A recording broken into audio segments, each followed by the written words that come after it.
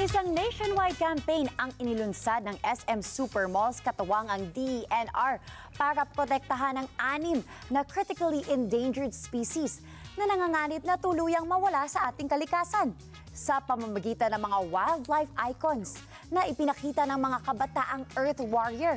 Pwedeng makasuporta ang publiko sa kampanyang ito. Kung paano, alamin yan sa report ni Mark De La Rosa.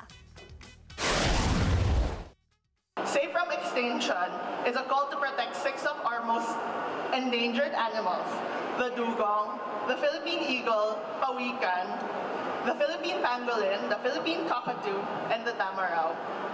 These animals are part of our national heritage, and their future, as well as our own, depends on what we do today. Yan ang binigyang diin ng SM Supermalls sa gitna ng lumalalang banta sa ating biodiversity.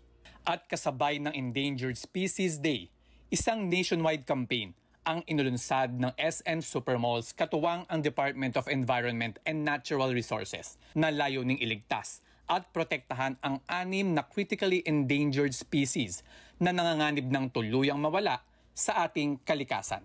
Our species are being pushed to the brink by illegal hunting, wildlife trafficking, pollution, and the growing impacts of climate change. Sa pamamagitan ng wildlife icons na ipinakita ng mga kabataang Earth Warrior, pwedeng makasuporta ang publiko sa kampanyang ito dahil mabibili ang exclusive artworks at merchandise collections sa Kultura, Toy Kingdom at SM Fashion. Ang malilikom na kita ay direktang ipagkakaloob sa 6 na conservation partners ng SM Supermalls at DENR. The Forest Foundation of the Philippines, the Philippine Eagle Foundation, the Catala Foundation, the Worldwide Fund for Nature, the Zoological Society of London, the Davao Foundation for the Tamaraw. Ang mensahe ng kampanya ay malinaw. Kung tuluyang mawawala ang tamaraw, katala, dugong, pawikan, agila at pangolin ng Pilipinas, mawawala rin ang balanse ng ating kalikasan. At ang laban para sa endangered species ay laban para sa ating ding kinabukasan.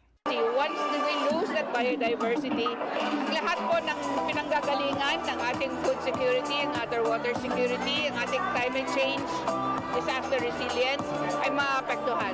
So we need to try our best to work together in order to conserve the species because conserving them will affect everyone in the society.